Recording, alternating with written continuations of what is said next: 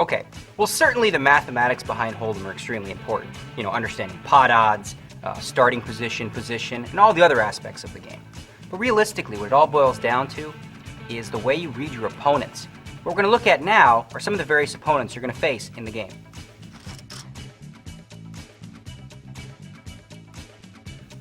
Playing against amateurs is where you're going to make the brunt of your money. I mean, these guys don't know what they're doing. They're playing all sorts of hands they shouldn't be playing, calling all kinds of bets they definitely shouldn't be calling.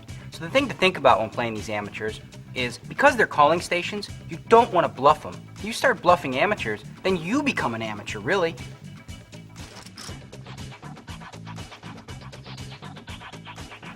Now the rocks just play super tight. When you're up against a rock, they're always in there with a premium hand. And whenever they bet at you, they pretty much always got the nuts. So how do you defend against that? It's pretty easy, really. If a rock ever bets at you, just throw your hand away. You want to avoid marginal situations. Also, when it's a rock that's in the blind, you should go ahead and raise it up. The guy's never going to play unless he has the absolute nuts. Rocks do really well against amateurs, and they do well against maniacs. But as a pro, you can exploit a rock really easily.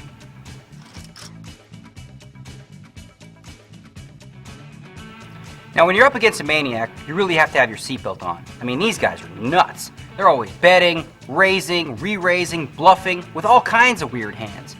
So the way to defend against that is you really got to set traps for them. Let them bluff their money off and milk them all the way to the river. Set traps, that's the key. The problem is, for a pro, maniacs can often be a thorn in your side. The maniacs do really poorly against the rocks, and they do poorly against the amateurs, but they can often take a pro down.